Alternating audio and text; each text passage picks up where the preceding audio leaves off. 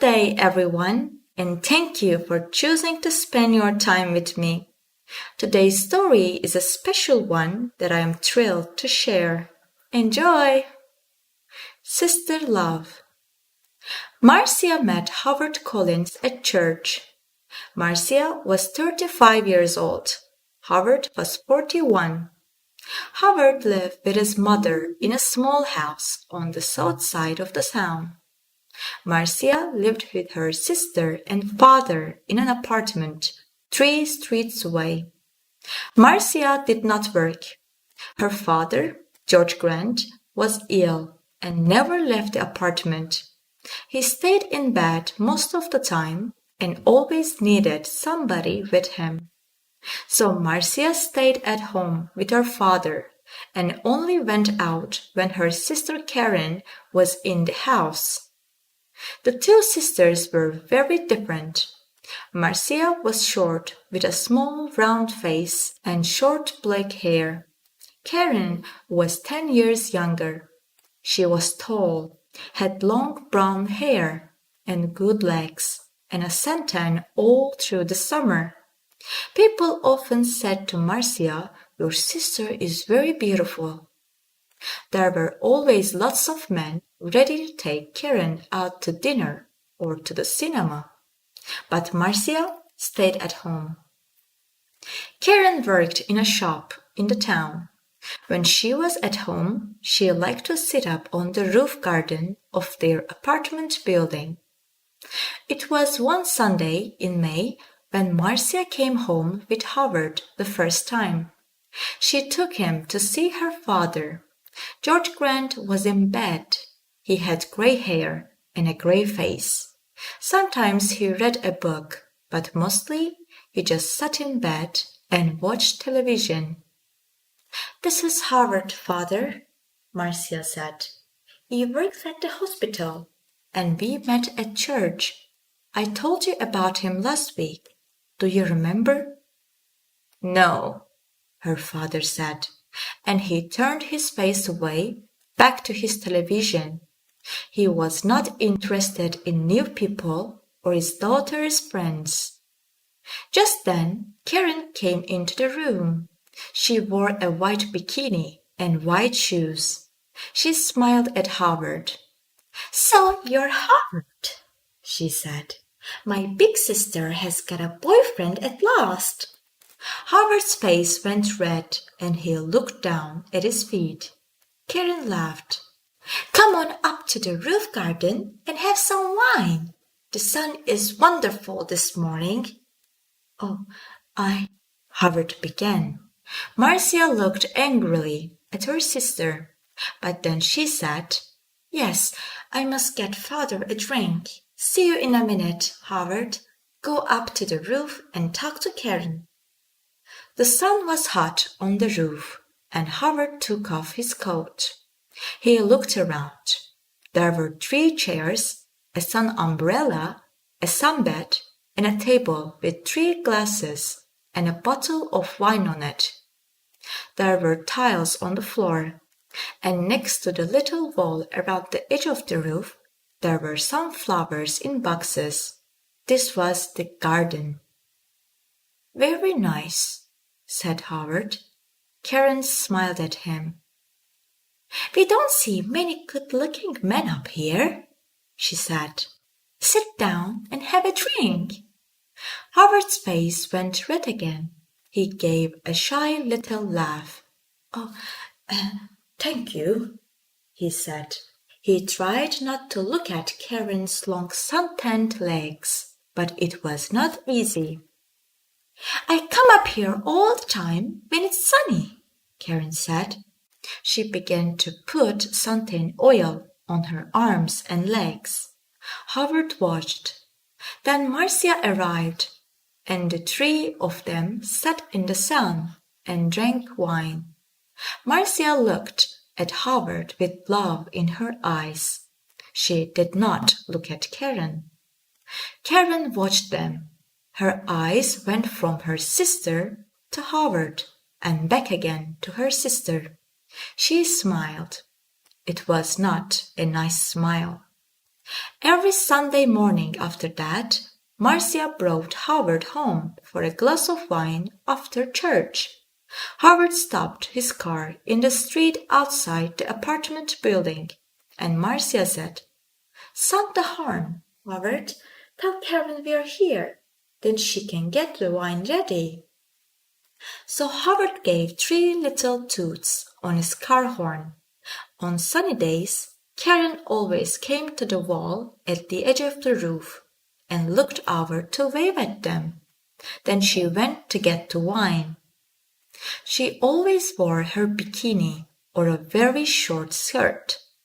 Marcia never wore short skirts or a bikini.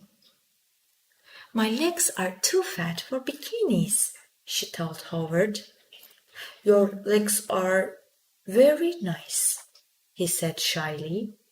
One day in June, Karen asked Howard, "What time do you finish work, Howard?" "About 6 o'clock," he said. "Could you bring me home after work?" Karen said. "My shop's very near the hospital. You drive right past it, and you only live 3 streets away from us." "There's a very good bus," said Marcia quickly. "It stops outside our building." "But the bus is so slow," Karen said. "Please, Howard." Howard looked from one sister to the other. "Oh, well, yes, all right then," he said. "Thank you," Karen said, and gave him a quick kiss. So every evening, Howard drove Karen home. On the first Friday, they were an hour late. When they arrived, Marcia was at the door of the apartment building. "What happened?" she asked. "Why are you so late?" "There was an accident," Karen said. 3 cars, all across the road, on that hill by the cinema, no? We couldn't get past. We couldn't go back. There were so many cars. Nobody could move." Howard said nothing. It was a long, hot summer that year.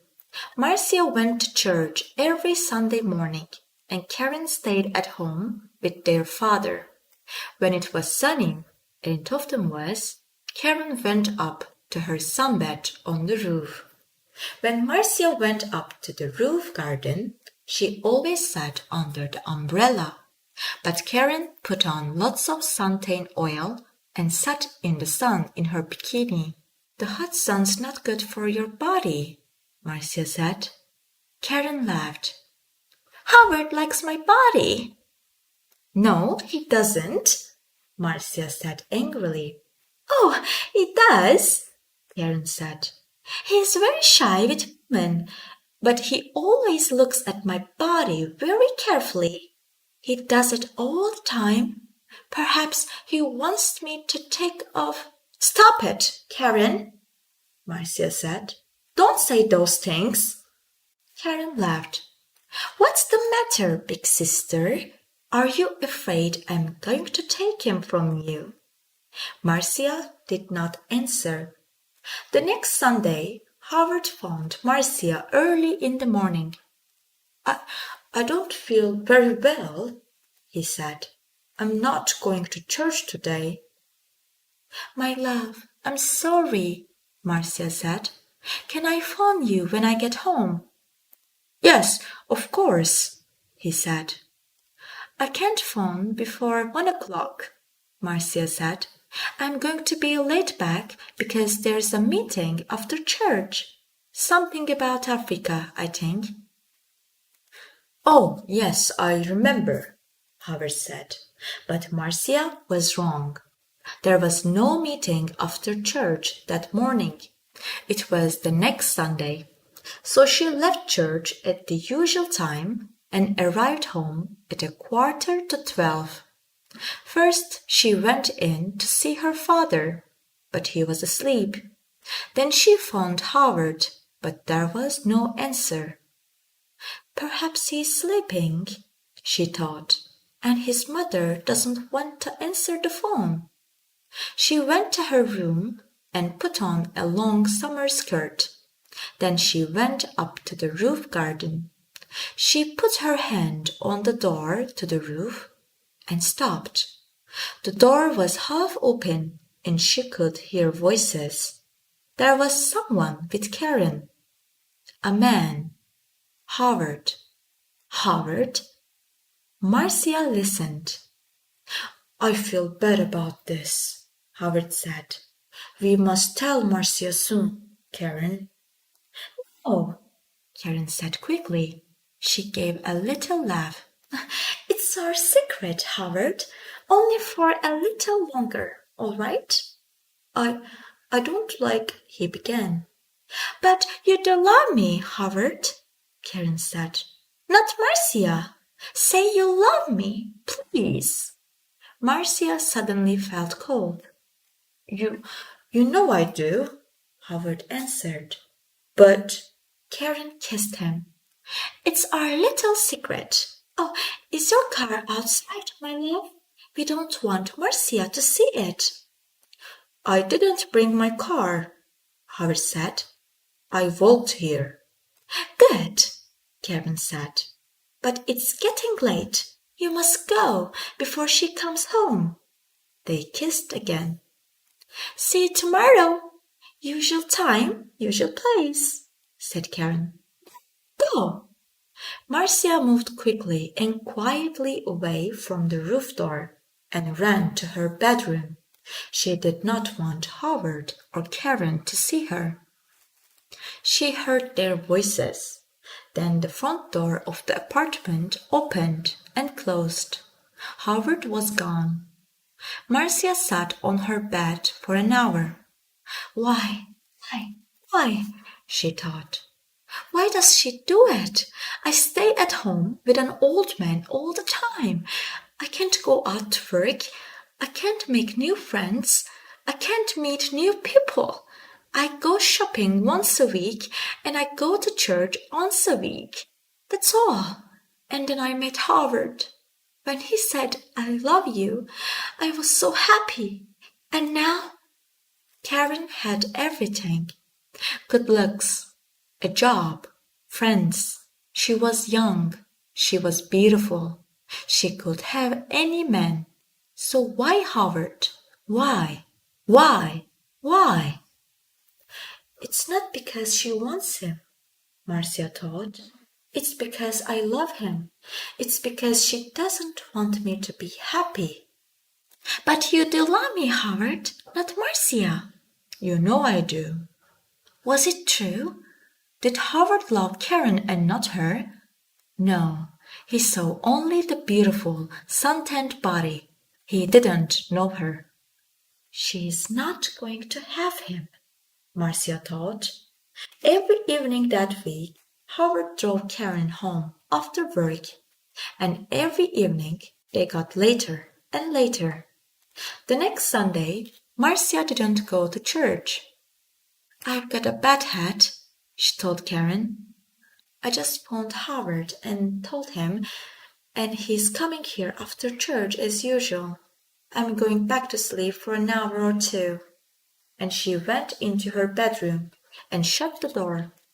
Later in the morning, when Karen was with their father, Marcia went up to the roof garden. Karen's bottle of suntan oil was on the table, and Marcia smiled. When Karen came up to the roof, Marcia was in her chair under the umbrella with a book in her hand. Oh, is your hat better? Karen asked. Yes, thanks, Marcia said. Karen wore her bikini, a new yellow one. She opened her bottle of suntan oil. Oh, there's not much here, she said. I must get some more. She began to put some oil on her legs. 20 minutes later, Howard stopped his car in the street below. Up on the roof, Karen and Marcia heard the usual 3 little toots on his car horn. He's here, Karen said excitedly. Your man's here, big sister. And she laughed. Yes, Marcia thought, my man. not yours, Karen. Karen jumped up from her sunbed. She ran to the wall at the edge of the roof to look down and wave to Howard. She had no shoes on, and at the wall her feet suddenly slipped away from under her. "Ah!" she cried.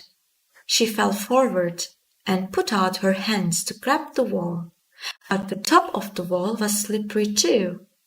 Her hands could not hold it, and slipped away off the wall over the edge, and her body went on too, over the edge of the wall, and down, down, down, down. Before she hit the ground, she knew. Slippery, suntan oil. Marcia. The end.